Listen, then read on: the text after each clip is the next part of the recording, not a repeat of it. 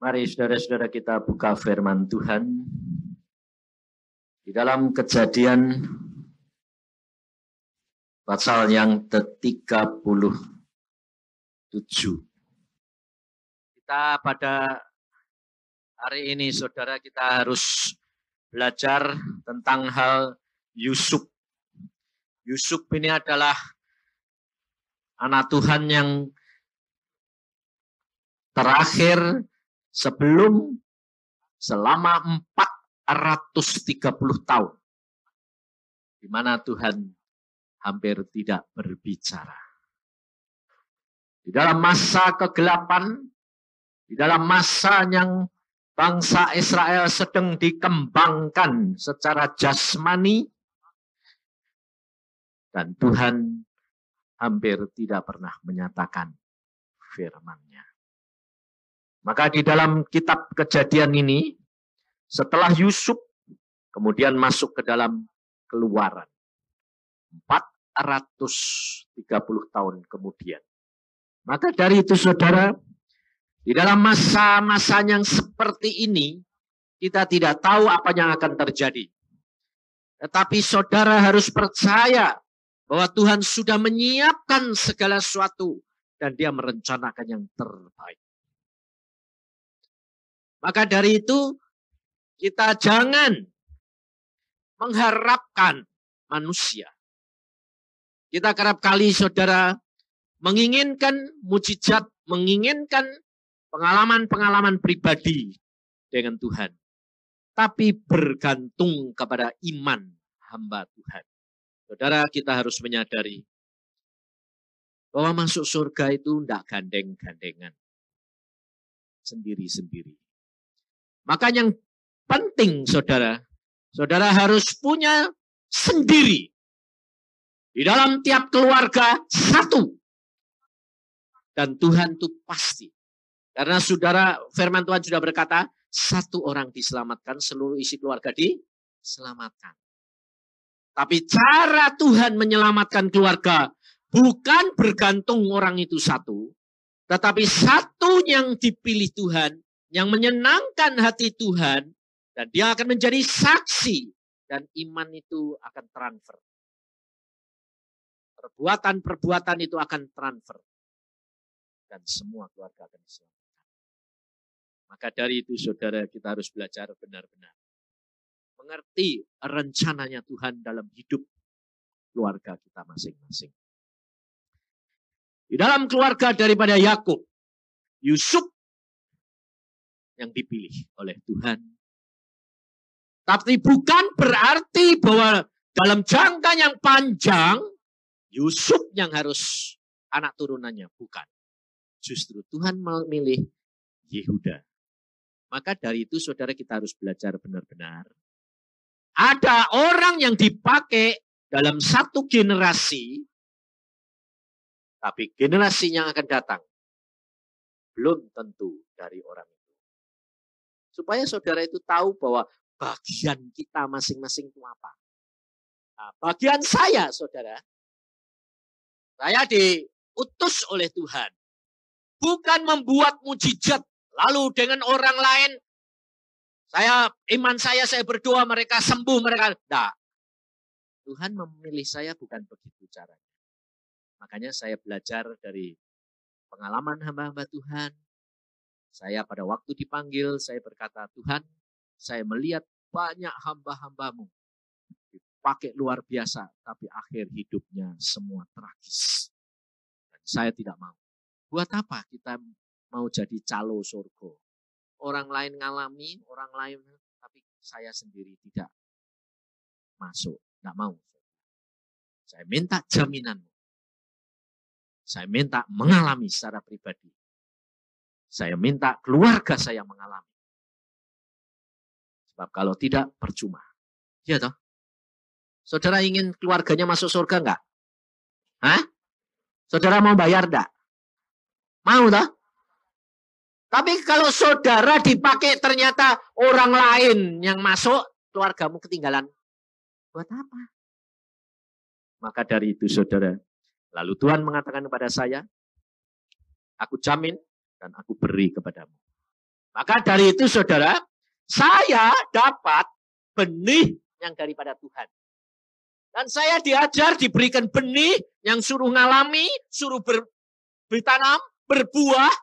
Buahnya besar-besar, 3-4 kali lipat daripada buah biasa.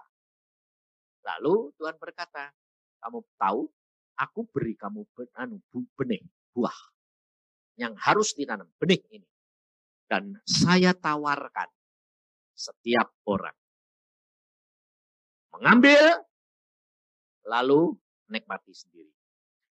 Saya sudah buktikan buahnya luar biasa. Nah, Tuhan berkata, berikan kepada mereka. Mereka akan mengembangkan.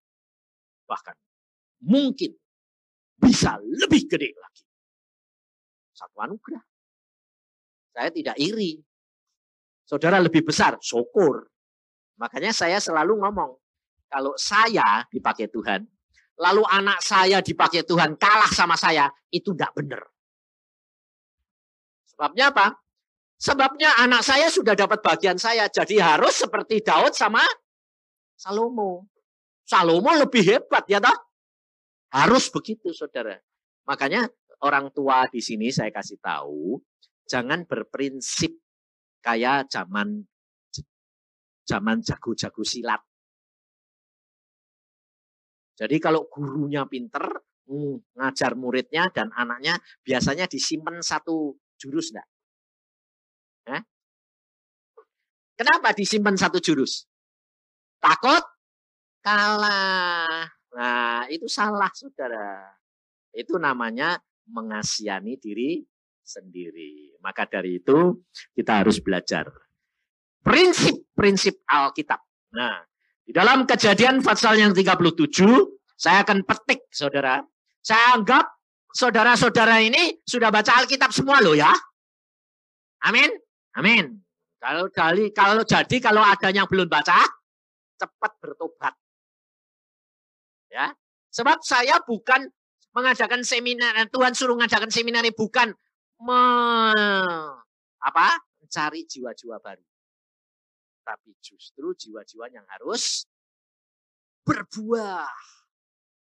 Sudah ditanam, tapi belum buah. Kalau buahnya lebat, harus cepat dituai. Jadi jangan kaget kalau nanti selesai terus banyak yang pulang. Puji Tuhan ketemu di surga. Maka dari itu saudara jangan usah khawatir. Pulang itu satu anugerah. Satu keuntungan. Mari kita buka. Kejadian 37 ayat 5. Pada suatu kali bermimpilah Yusuf, lalu mimpinya itu diceritakan kepada saudara-saudaranya, sebab itulah mereka lebih benci lagi kepadanya. Karena katanya kepada mereka, coba dengarkan mimpi yang kumimpikan ini. Tampak kita sedang di ladang mengikat berkas-berkas gandum, lalu bangkitlah berkasku dan tegak berdiri. Kemudian datanglah berkas-berkas kamu sekalian mengelilingi dan sujud menyembah kepada berkasku itu. Lalu saudara-saudaranya berkata kepadanya, apakah engkau ingin menjadi raja atas kami? Apakah engkau ingin berkuasa atas kami? Jadi makin bencilah mereka kepadanya karena mimpinya dan karena perkataannya itu. Nah, mimpi yang kedua saudara baca nanti di bawahnya, bahwa bulan dan bintang pun dan 11 bintang, bulan dan matahari dengan 11 bintang, mereka menyembah kepada Yusuf. Jadi, saudara perhatikan, Tuhan itu kalau bicara, biasanya kalau melalui mimpi, selalu diteguhkan hampir 2 kali. Selalu. Sebab hal yang seperti itu tidak mungkin tidak akan terjadi. Pasti harus terjadi. Nah, maka dari itu saudara, kalau saudara dan saya dipilih oleh Tuhan, di dalam satu keluarga ada yang dipilih, Tuhan pasti memberikan pernyataan. Dan selalu orang yang mendapat pernyataan itu pasti bayar harga saudara. Jadi kalau saudara itu dipilih Tuhan dalam keluarga. Nah, jadi sedia siap-siap. Siap-siap apa? Bayar harganya. Jadi jangan kaget. Itu caranya Tuhan memang begitu. Jadi kalau kamu dipilih mendapatkan kasih karunia daripada Tuhan, di dalam daging kamu harus berani bayar harganya. Tetapi harga yang saudara dan saya bayar, kalau dihitung-hitung, itu tetap murah. Sebabnya apa? Coba, Yusuf menderita bayar harganya berapa tahun? 13 sampai 14 tahun. Dia menikmati berapa tahun? Dia diangkat jadi raja, umur 30, dia mati umur 110.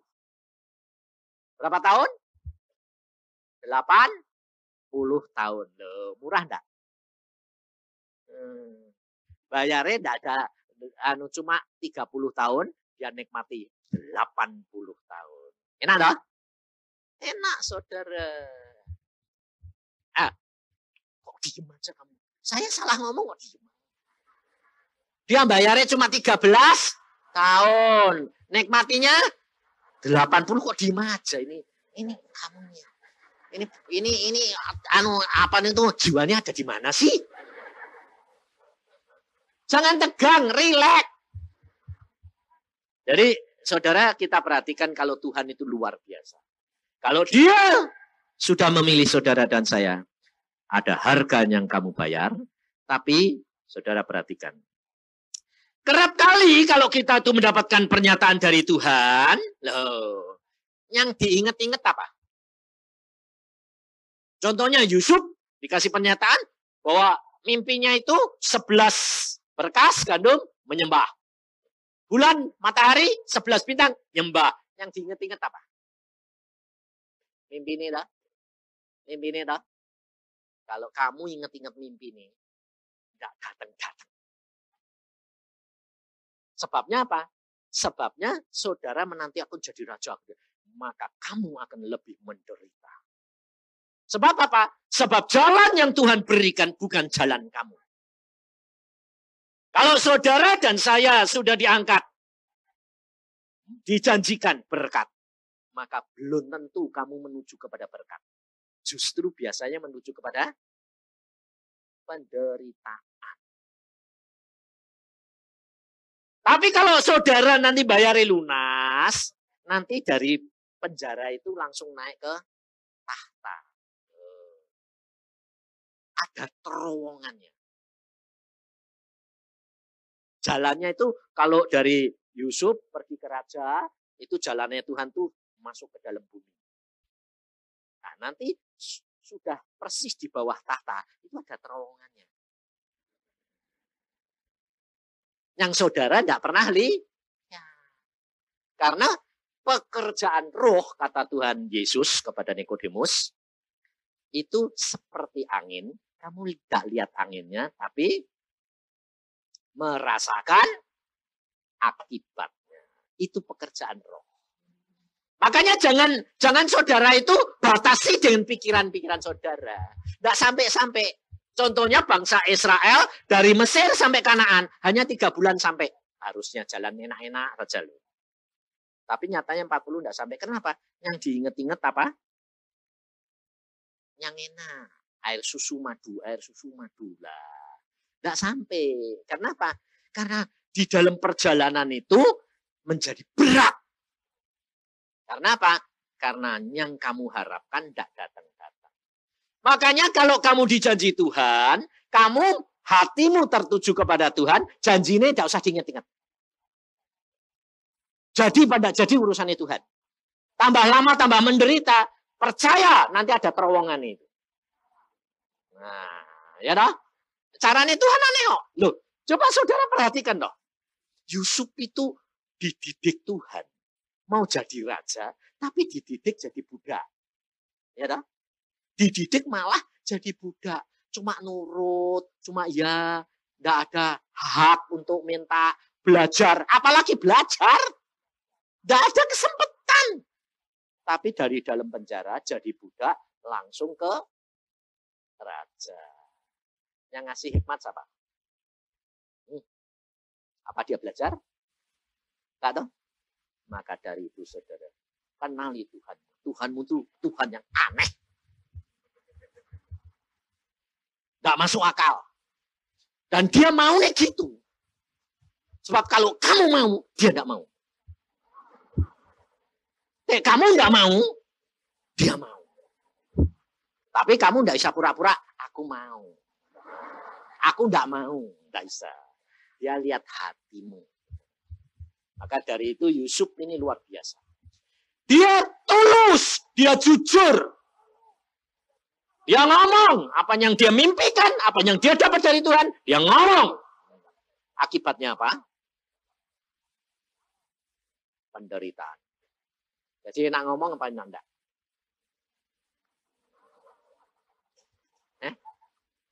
Enak ngomong apa enggak? Sama aja, Pak. Beda. Kalau enggak ngomong, Pak, itu kayak Maria. Maria dapat pernyataan, diem. Betul lah? Dia enggak ngomong sama Yusuf toh. Aku ditemui malaikat.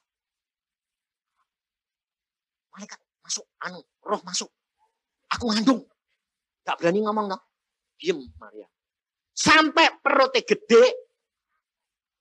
Mau tidak mau Yusuf tahu. Loh, kamu ini ada apa? Nah, kalau gitu cerain aja pelan-pelan. Tuhan ngomong sendiri sama Yusuf. Maria tidak membela diri. Maria tidak memberitahukan. Makanya Alkitab berkata, selalu kalau ada apa-apa Maria menyimpan dalam hatinya. Beda, saudara. Tapi kenapa Yusuf ngomong? Yusuf orangnya jujur, terbuka. Apa yang di hati, apa yang di luar. Maria orangnya tertutup. Jadi Tuhan itu bekerja menurut apa? Sifat perangai sendiri-sendiri. Tapi bahwa banyak perempuan yang seperti Maria atau seperti Yusuf.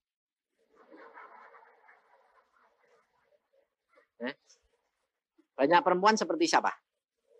Lu kebalik malah. Terus banyak orang laki yang seperti Maria. Tapi kalau orang laki itu seperti Maria, pasti gandengannya Yusuf. Pasti itu udah bisa, saudara. Sebabnya kalau diem sama diem, anaknya sunyi sepi. Jadi tidak bisa, mesti dua-dua itu memang memperbaiki keturunan. Tuhan itu luar biasa, saudara. Makanya dari itu tidak usah khawatir. Jadi kalau kamu punya istri kayak Yusuf, segala plak. Kamu santai aja. Sebab apa? Siap-siap dapat penderitaan. Loh, iya toh? Iya toh? Siap-siap dapat penderitaan. Pasti dapat tantangan, saudara. Tak bisa. Sebabnya apa? Apanya di hati dikeluarkan. Belum waktunya. Tapi tidak usah khawatir. Saya ya gitu loh. Nah, tahu mak, saya dapat istri kayak Maria. Istri saya selalu diem aja.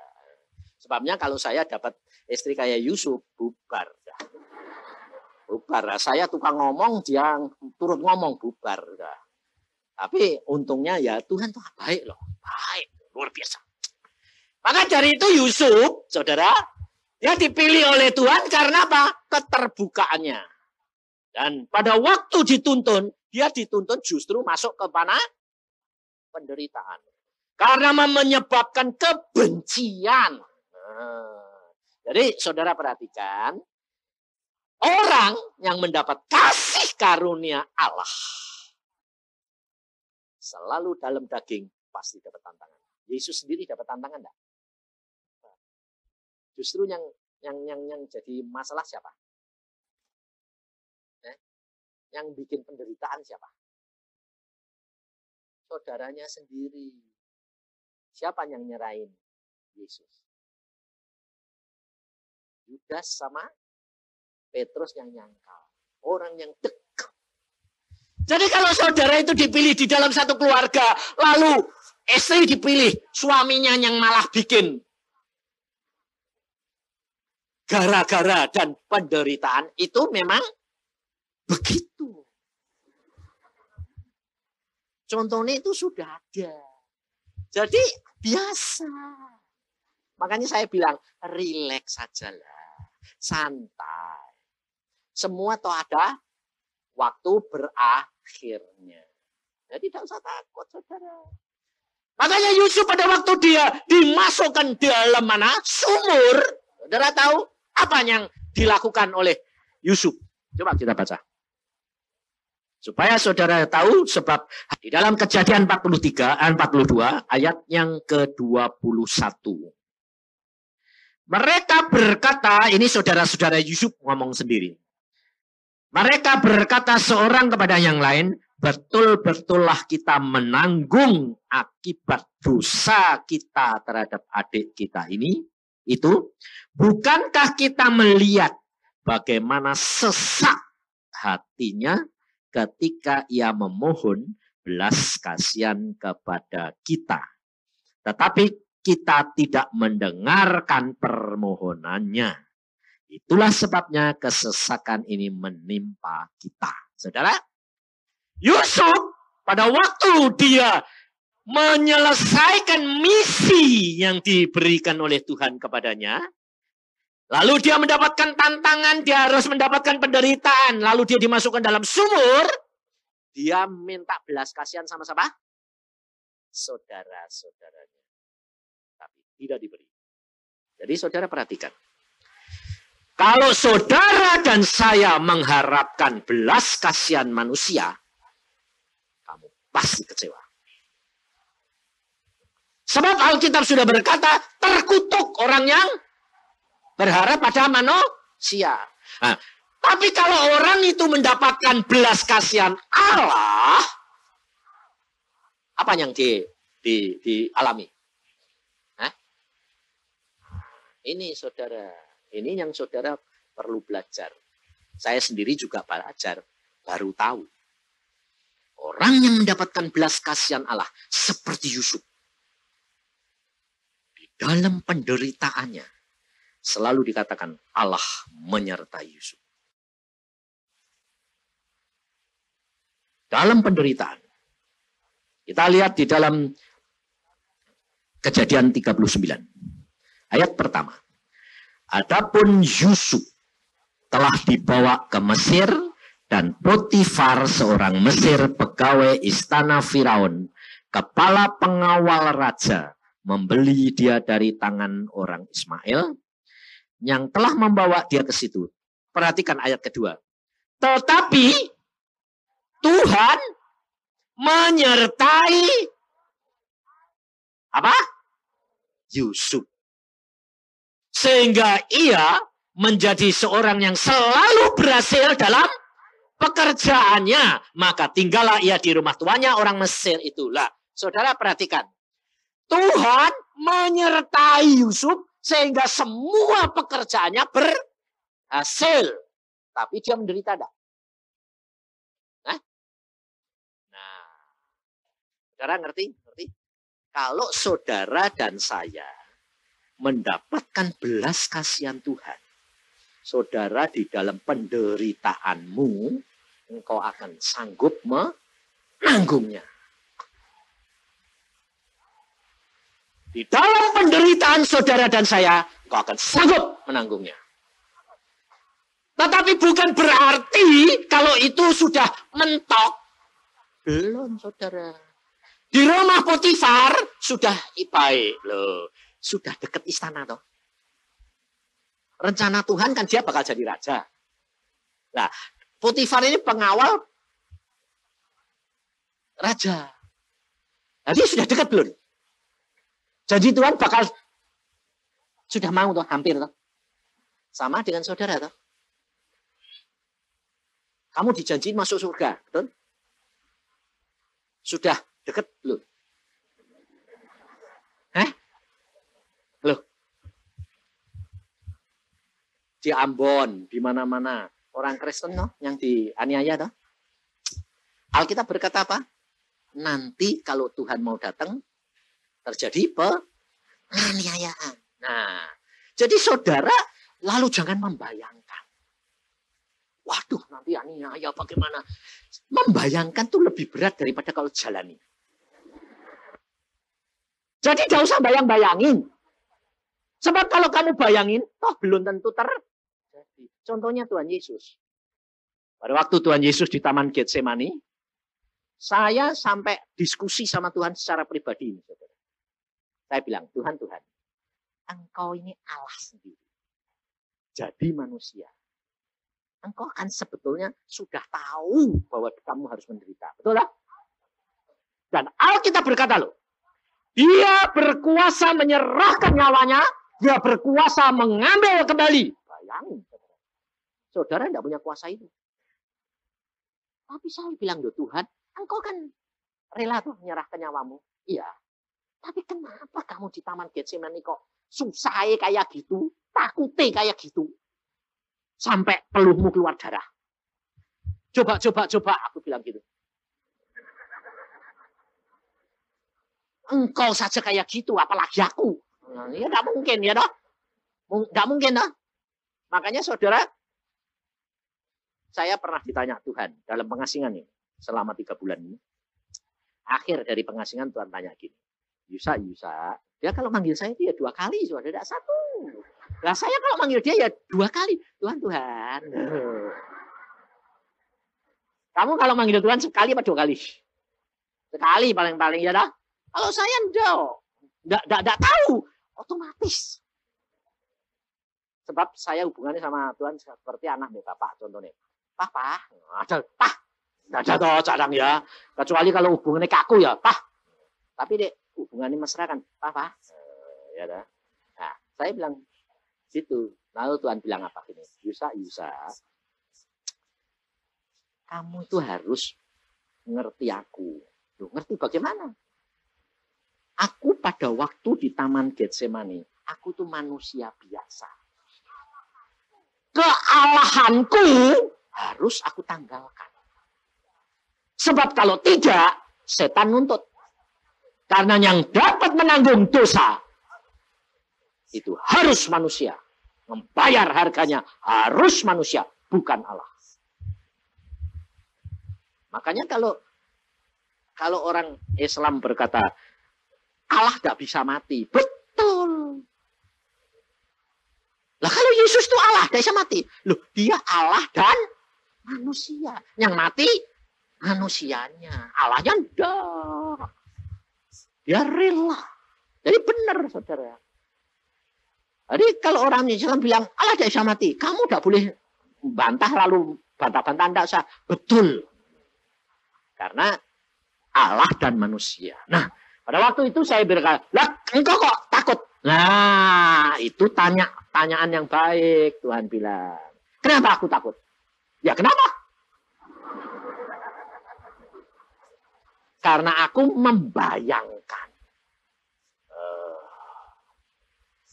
Oh, engkau bayangin Tuhan. Iya, aku nanti disalib, aku nanti dianiaya, aku nanti ditelanjangi, aku nanti gini.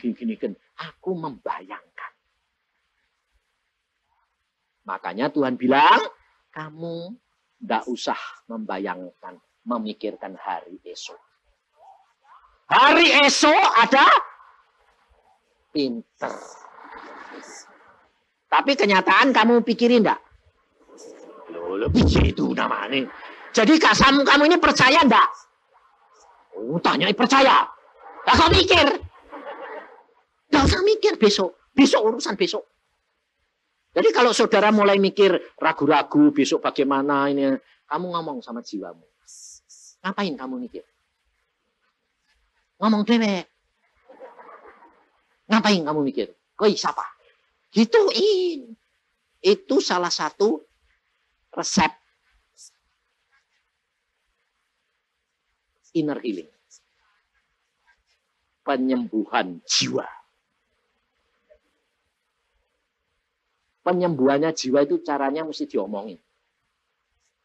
Jadi makanya saya ngajar, cobalah praktek gitu loh. Supaya kamu tuh cepat gak menderita.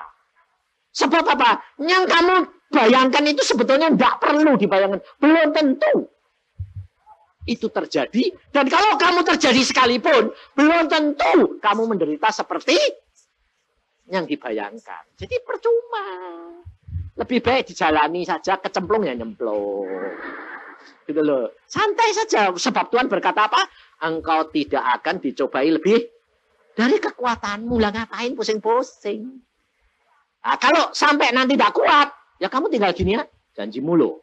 Oh, aku sudah tidak kuat, kamu turun tangan. Itu Tuhan. Sebab setiap kali kamu kecepet tidak kuat, ya pasti turun tangan. Jadi sebetulnya penak enggak jadi orang Kristen? Lah penak, kenapa sih kok kamu bikin susah? Karena banyak mikir itu loh saudara. Hambatan yang paling banyak susah itu pikiran. Makanya Amsal bilang, kalau kamu bisa mengalahkan keakuan dirimu, kamu lebih besar dari seorang pahlawan. Mengalahkan satu kota. Maka dari itu saudara, Alkitab berkata bahwa yang diperlukan saudara harus mendapatkan apa? Belas kasihan dari siapa? Tuhan. Sebab kalau belas kasihan dari Tuhan ini turun, dan ini dibarengi dengan iman kamu yang percaya kepada Tuhan, itu melahirkan mujizat. Karena belas kasihan Tuhan akan memberikan kamu kekuatan untuk menanggung derita. Belas kasihan Tuhan akan membebaskan kamu dari penderitaan. Kamu sakit? Minta apa? Hah? Nah, yaitu. Kamu sakit, minta sembuh. Loh, kamu percaya enggak kalau kamu sakit itu Tuhan tahu? Lah, tahu enggak? Lah kok kamu minta sembuh? Loh, Tuhan membiarkan kamu kena sakit. Tujuannya apa? Ayo. Tujuannya apa? Pasti ada tujuannya, betul? Sebab tidak ada sesuatu yang kena kita tanpa seizin Tuhan. Tapi untuk anak Tuhan loh, ngomongan saya ini. Jadi kalau saudara dan saya jadi anak Yesus, kalau setan mau ngasih kamu penyakit, kalau segala sesuatu setan mau menyerang kamu, dia harus ngomong sama Yesus. Dia salah. Dia buka celah. Dia dosa. Dia melanggar firman. Hukum. Nah, setannya baru. Tuhannya adil. Lihat anaknya, aduh salah. Ya sudah, oke. Jadi kamu kena dah? Kena penyakit dah? Nah, lah kok kamu minta sembuh? Ya kamu mestinya apa?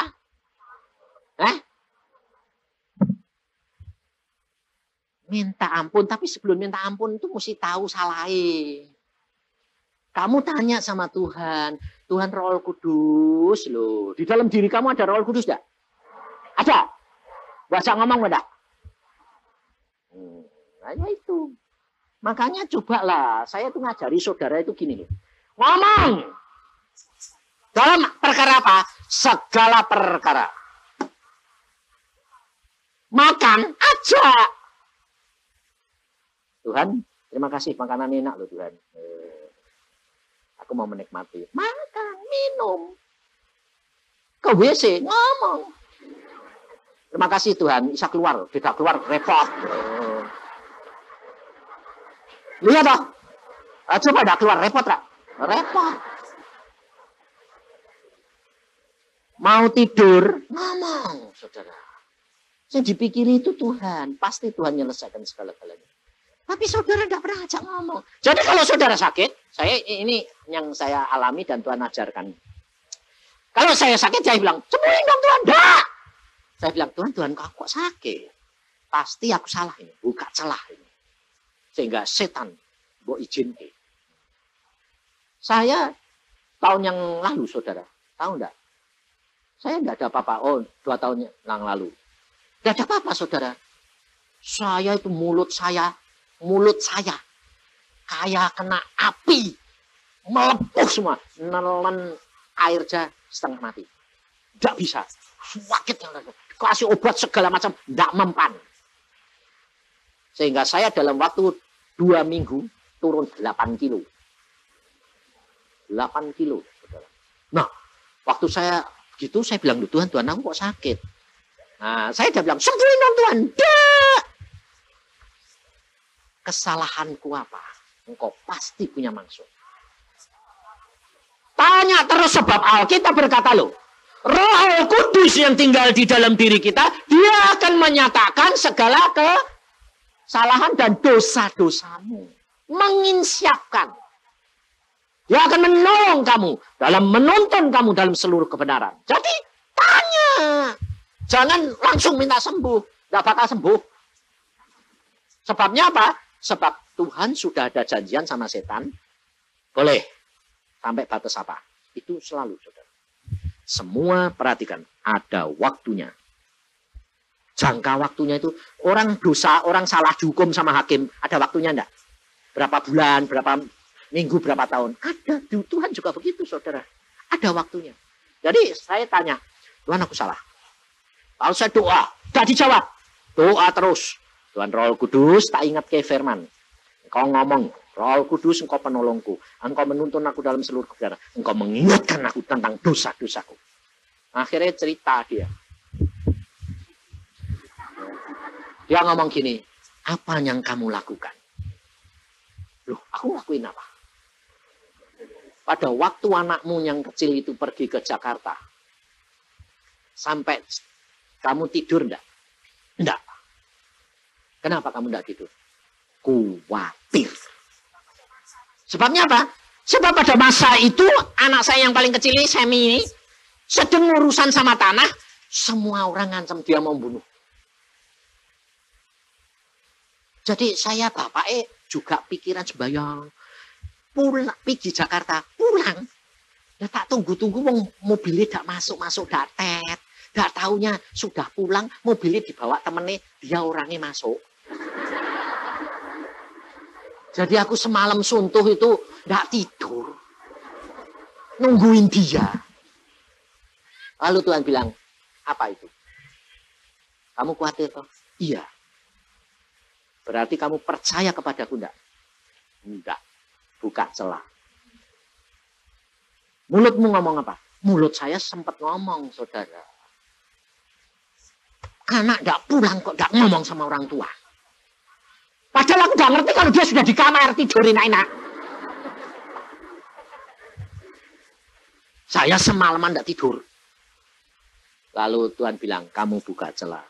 Orang seperti kamu percaya kepadaku, mengenal kepadaku, enggak boleh khawatir. Bayangin saudara cuma khawatir toh. Hukumannya. Makanya mulut ini bahaya. Lalu adik saya dapat penglihatan saudara.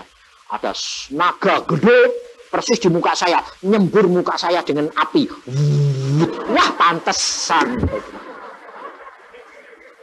Tidak bisa makan, tidak bisa minum. Saudara dikasih obat sama dokter apa tidak mempan. Saya bilang, saya cuma gini.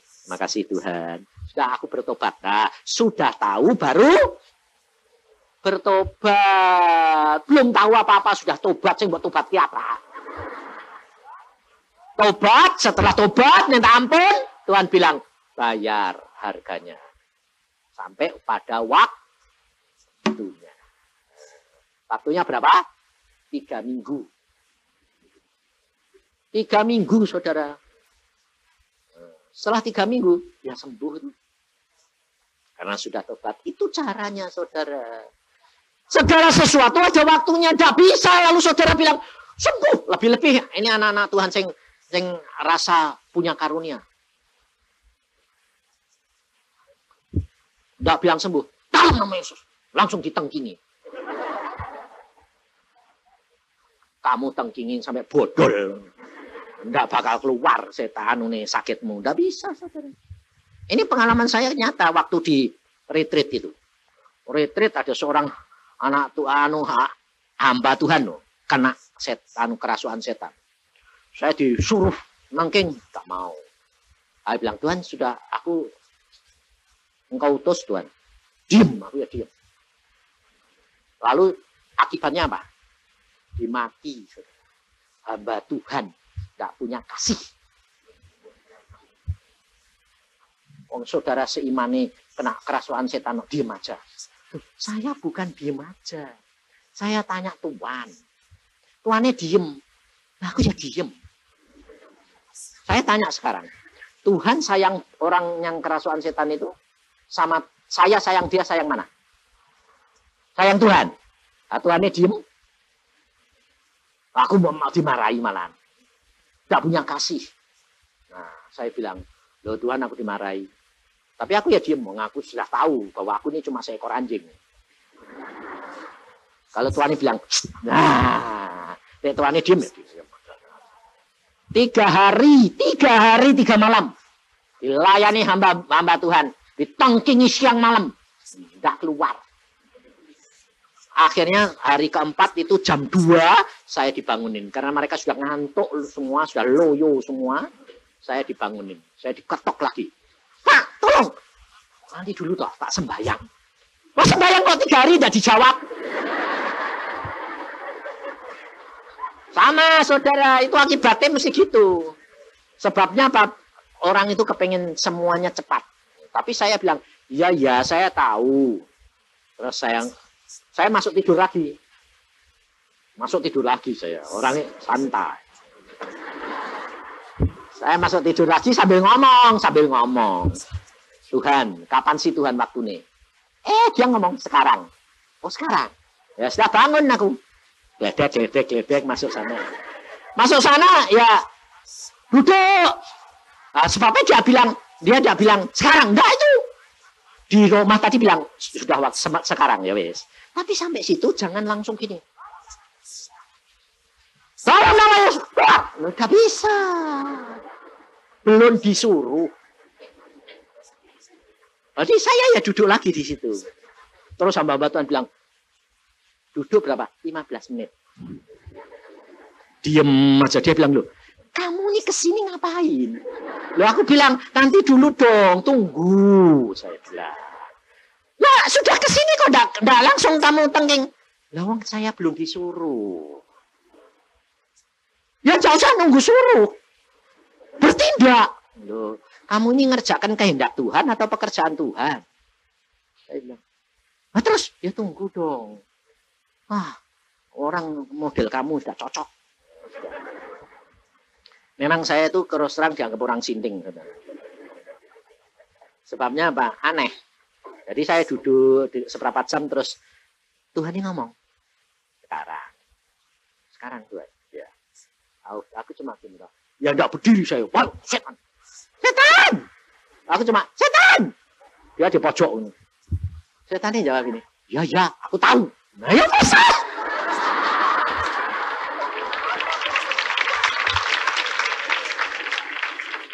Aku enggak usah. Tolong, keluar, Pak. Aku cuma, setan! Ya, aku tahu. Loh, kalau kamu tahu, ya sudah, kau mencelat. Ya, sudah waktunya habis. Saya tahu. Nah, ya, wes. Sekarang keluar, aku bilang itu. Ya, Noroya, wah, keluar. Habis itu lemas belak. Udah makan, udah minum 3 hari. Belak, aku bilang, baru saya bilang, dalam nama Tuhan Yesus bangkit. Dia bilang, loh, saya ada apa? Ngapain kamu itu? Oh ya, saya melayani orang kerasukan, aku nggak siap. Makanya hati-hati, jangan sok.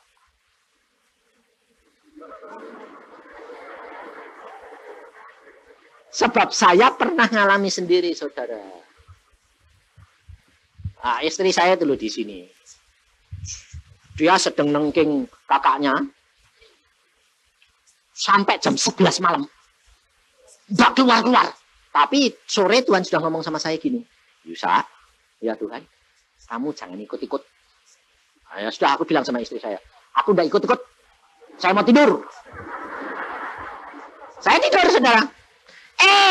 Jam 11 dibangunin dia. Karena 2 hamba Tuhan bilang gini. Panggil Pak Yusa. Kita tidak bisa ngusir ini.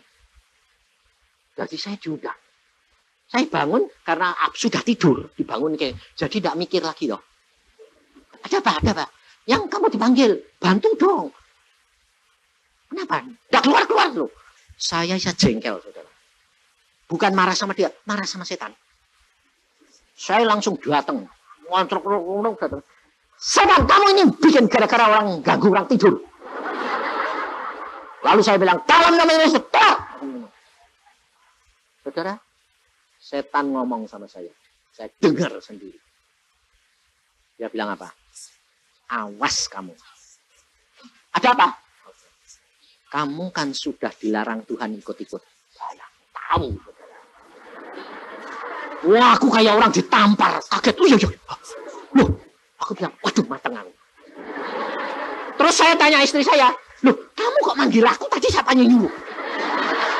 Gak baru tanya, saudara. Ngerti? Saya lebih taat sama istri saya dari sama gara-gara Adam tak cinta sama Hawa.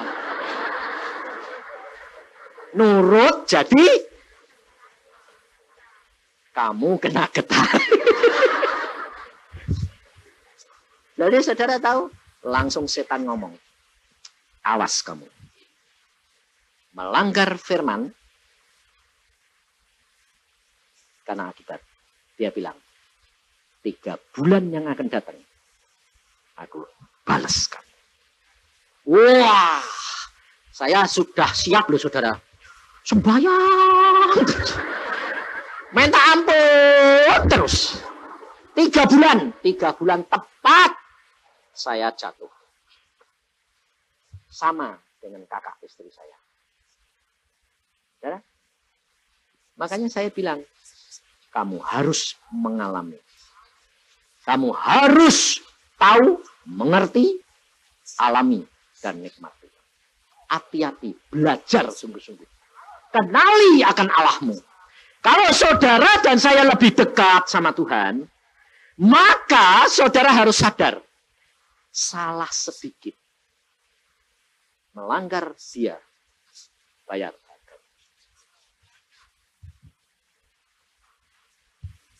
Saya jatuh, saudara. Dan istri saya bilang, ini piye ya, aku jatuh sekarang. Istri saya bilang apa? Tidak apa-apa. Loh kok tidak apa-apa, bagaimana? Tidak apa-apa, aku mendoakan kamu. Ini loh saudara. Aku mendoakan kamu. Doakan terus. Dan saya bayar harganya 1,5 tahun. Saudara tahu? Harga yang saya harus bayar mahal. Musa teledor dengan kata-katanya, tidak boleh masuk tanah Kanaan. Maka dari itu saudara, kita harus waspada. Hanya satu yang dapat menolong saudara dan saya, Roh Kudus. Tidak ada yang lain. Maka dari itu kamu harus kenali Roh Kudus. Karena Roh Kudus ini adalah masa akhir. Perjanjian lama adalah masa Bapa. Perjanjian baru adalah masa Yesus. Masa akhir kedatangan Tuhan Yesus adalah masanya Roh Kudus. Saudara harus kenali dia benar-benar Roh Kudus. Dan saudara, yang saudara dan saya perlukan apa? Belas kasihan Allah kepada kita. Karena kita pasti di dalam dunia ini mengalami banyak penderitaan. Mengalami banyak celah-celah. Masih berbuat dosa. Siapa di antara saudara yang tidak berbuat dosa? Tapi jangan mau ditekan oleh setan. Dituduh seolah-olah kamu tidak layak. Yesus datang mencari orang dosa, bukan orang benar. Maka dari itu saudara, yang dibutuhkan adalah kamu berbuat dosa, segera bertobat. Sebab Alkitab ngomong gini. Yohanes bilang, kalau engkau anak-anak Allah sudah tidak berbuat dosa lagi. Maksudnya itu bukan tidak pernah berbuat dosa. Tidak berbuat dosa terus-menerus. Terjemahan Alkitab Indonesia ini kurang. Saya dulunya tidak ngerti. Nah ini kok gini Tuhan? Terjemahannya sing salah. Terjemahannya itu harusnya tidak berbuat dosa, tidak berbuat terus-menerus berbuat dosa lagi. Jadi kalau kadang-kadang kecemplung berbuat dosa, apa-apa apa enggak? Apa-apa apa enggak? Apa-apa, jangan bilang enggak apa-apa. Tapi tetap bertobat, cepat bertobat. Itu yang Tuhan mau, saudara. Jadi 2 kali Yusuf mendapatkan pernyataan Tuhan. Yang kedua, ayat 21. Pada waktu Yusuf dimasukkan penjara, ayat 20. Lalu Yusuf ditangkap oleh tuannya dan dimasukkan ke dalam penjara, tempat tahanan-tahanan raja dikurung. Demikianlah Yusuf dipenjarakan di sana. Tetapi, perhatikan, Tuhan menyertai Yusuf dan melimpahkan kasih setianya kepadanya. Loh. Lalu dikatakan lagi, apapun yang diperbuat Yusuf selalu berhasil.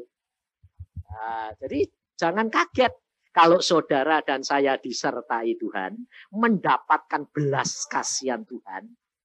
Apapun yang kamu lakukan akan berhasil. Tetapi hasilnya itu untuk siapa? Untuk kamu atau untuk orang lain? Orang lain yang menikmati. Ngerti maksud saya. Jadi jangan kecewa. Kalau saudara dan saya mendapatkan kasih karunia, maka belas kasihan Tuhan ini, maka kamu akan dituntun. Kamu akan berhasil.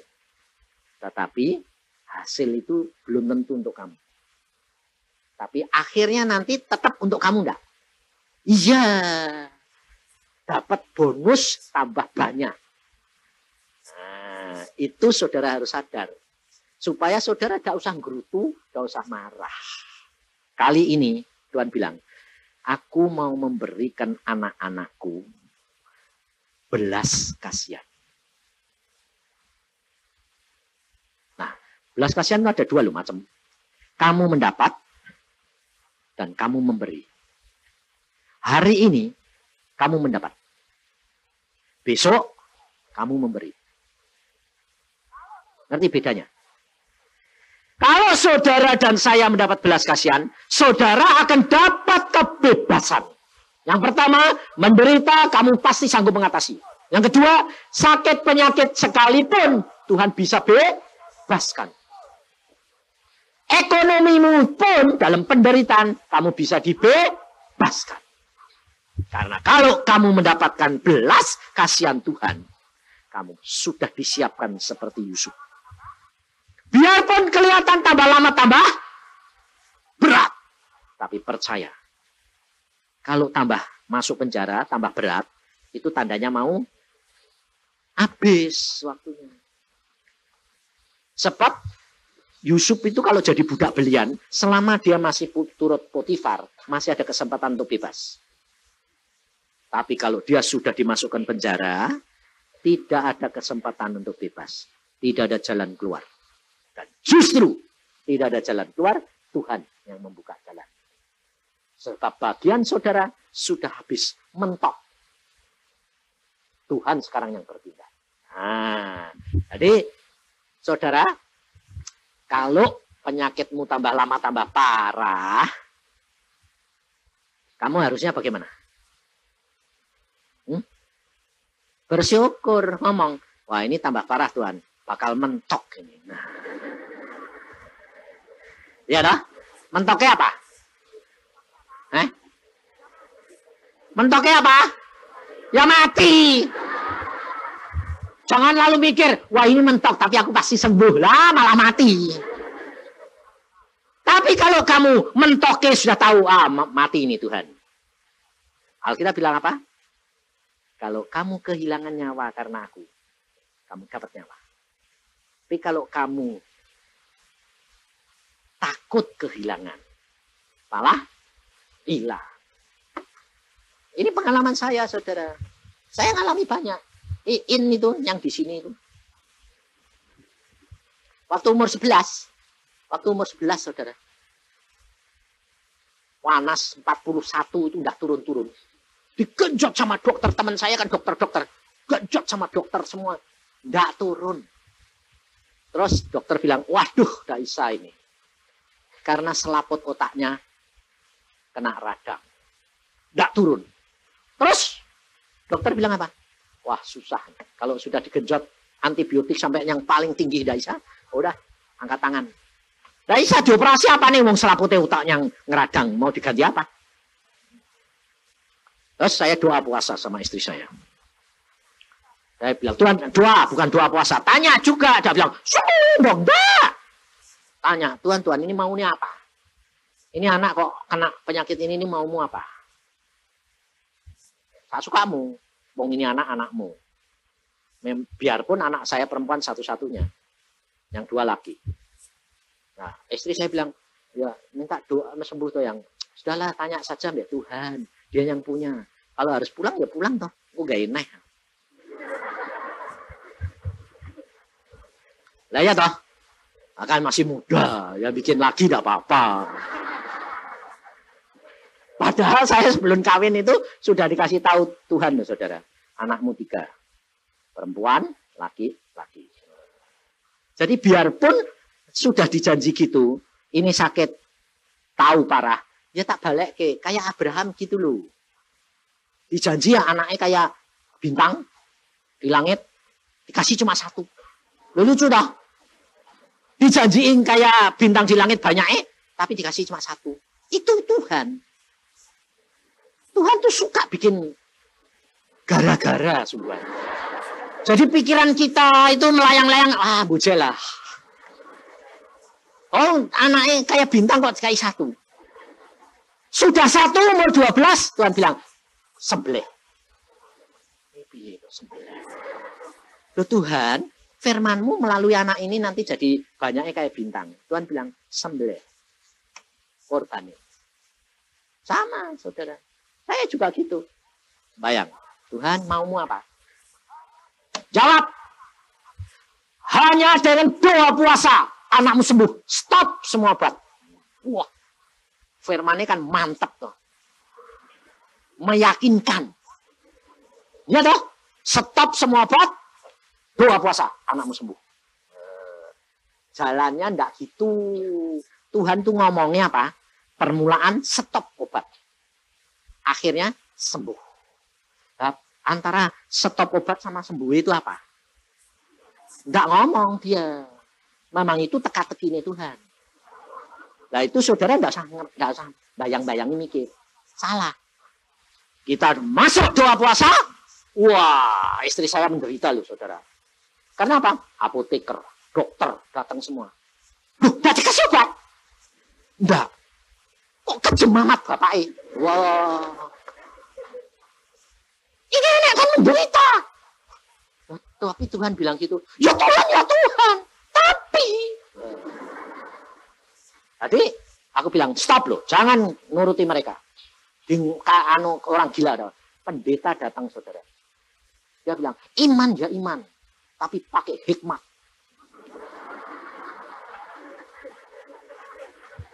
Nah, akhirnya saya bilang, stop. Saudara tahu? Hari ketiga, buta. Jadi dia tambah sembuh. Buta.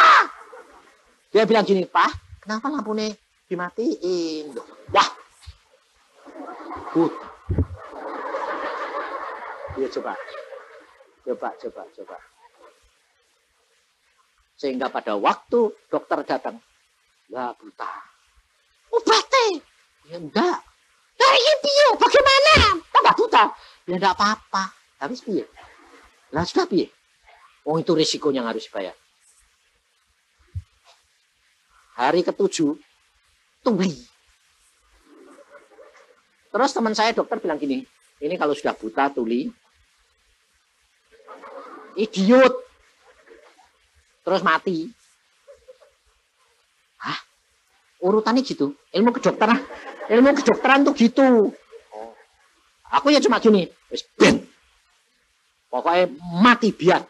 Toh masuk surga. Nanti bikin lagi.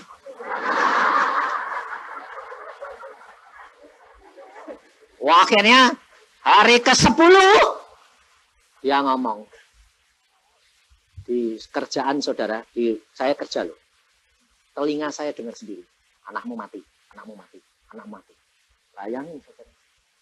Dan itu ternyata di rumah kejadian. Bapak, ibu saya ngumpul semua. Anaknya memang mau mati. Nah, orang kalau mau mati, itu biasanya minta turun ke tanah. Jadi mak-mak sama engkongnya ribut. Jangan turun, nanti mati. Yang satu bilang, ya belum turun. Kasihan. Jangan, jadi ribut. Nah, saya pulang dari kantor, langsung papa saya tuh bingung. Jalan-jalan gitu, saya itu tidak sadar. Kalau saya ini dengar, sudah mati.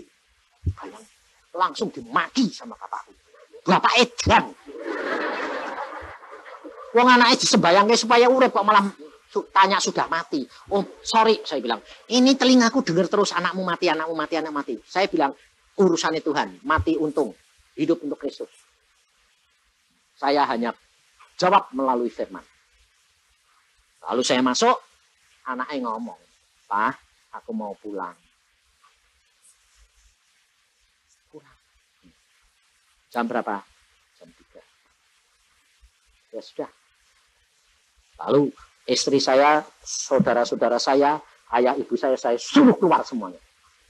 Sebabnya apa? Nangis semua. Jadi saya bingung toh. Akan saya jadi ribut nanti. Saya bilang, semua keluar. Tak tutup, jeglek. Gak boleh masuk. Saya ngomong sama dia. Mau pulang? Ayo, tak antar papa. Bayang. Tuhan, meskipun kau katakan, bahwa anakmu sembuh. Tapi kenyataan ini mau pulang. Aku hantar anakku pulang. Aku tahu dia masuk surga. Saya hambamu serahkan anakku dalam tanganmu. Tuhan, dia ngomong sama Tuhan. Ngomong gini. Oh, surga enak Tuhan. Dia mau. Bentar lagi, setan kamu jahat. Tuhan baik. Dia mau Tuhan.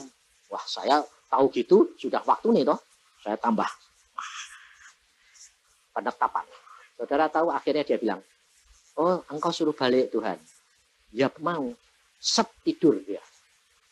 Saya tahu, beres ini.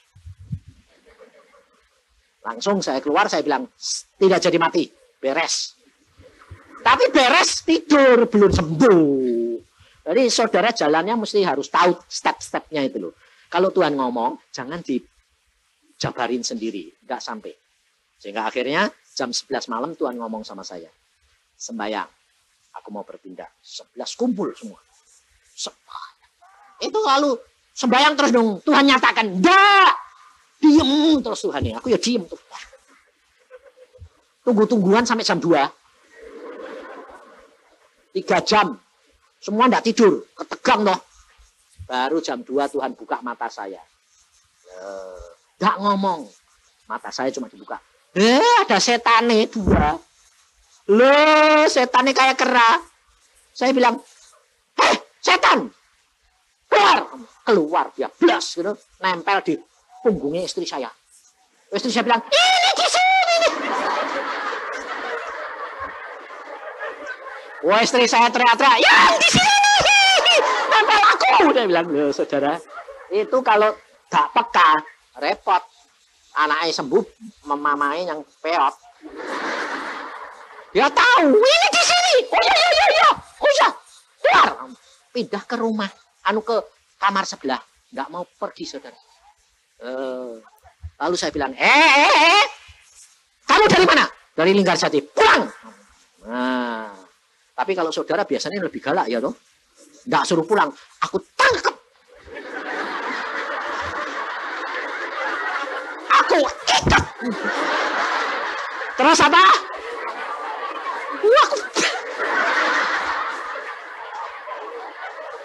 Kalau tidak dibanting, dimasukin lubang yang tiada terduga. Wah, gua aku bilang. Biasanya itu anak-anak Tuhan itu kayak satpam, lebih galak daripada Tuhan. Kamu baca Alkitab, Tuhan Yesus tidak pernah, setan dalam nama aku tak ikat, tidak ada. Lalu aku masukkan lubang, tidak ada. Tuhan cuma bilang, keluar. Malah setannya yang minta-minta, Jangan aku disuruh masuk ke lubang yang tidak terduga. Kamu ini kerap kali galak itu loh. Makanya kenali Tuhan. Saya cuma bilang, suruh mana bro? Suruh balik. Balik, pergi balik. Langsung dia buka mata. Mak, engkong, papa, ma, ada apa ini? Kamu sakit, aku lapar. Makan. Sembuh. Maka dari itu tidak ada yang mustahil. Padahal sudah buta tuh. Nyatanya sempurna tuh sampai segini enggak tuh. Sampai teman saya itu loh saudara, di luar tahu saya, yang kasihan tuh istri saya, datang bawa ambilan. Jadi anak ini sudah sembuh, ini teman saya pesen rumah sakit, bawa ambilan. Saya di kantor, dia datang, dia bilang, mana Iin, mau diculik, dimasukin rumah sakit. Pikirnya aku ini enggak, sayang deh anak. Waktu dia datang, mana Iin? Anaknya muncul dari kamar. Apa Lalu dia bilang, lu kok sudah sembuh? Sudah? Kapan? Kemarin. Loh, sungguh benar. Bungkus. Coba 1, 2. Bisa. Sempurna saudara. Makanya itu harus saudara itu tahu cara membayar harganya. Jangan membatasi Tuhan. Yang penting di dalam penderitaanmu. 1, kamu mendapatkan belas kasihan Tuhan. Kalau belas kasihan Tuhan ini nanti kamu terima, ini bersama dengan imanmu, kamu akan melihat mujizat. Kamu lihat mengalami kelepasan. Kamu akan dibebaskan. Kamu akan diberi kekuatan untuk menanggung semua apa yang kamu harus hadapi. Percaya. Karena kerjasama dengan belas kasihan, dengan iman, melahirkan apa? Mujizat. Nah, sekarang tiba waktunya kita harus menyiapkan diri. Bukan saya. Saya nanti cuma hanya berdoa dan berjalan, tapi saudara menerima sendiri-sendiri. Urapan minta roh belas kasihan. Karena roh belas kasihan ini akan membuat kamu mengerti kehendak dan rencananya Tuhan. Amin. Oh Yesus, kia karata syakata kaya karata su. Koye kia karata syakata kaya karata su.